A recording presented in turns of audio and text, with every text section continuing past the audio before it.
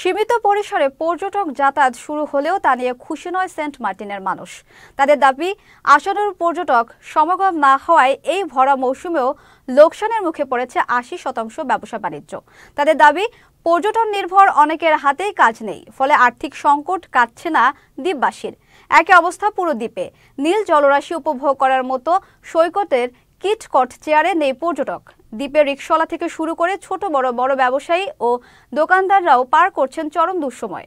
দ্বীপের পর্যটন মৌসুম ৫ মাস থেকে কমে ২ মাস হওয়ায় আগামী বর্ষার আর্থিক সংকটের আশঙ্কা করছেন হোটেল ব্যবসায়ীরা। তারা বলছেন, এভাবে চলতে থাকলে ধীরে ধীরে পর্যটক শূন্য হয়ে যাবে পুরো সেন্ট মার্টিন।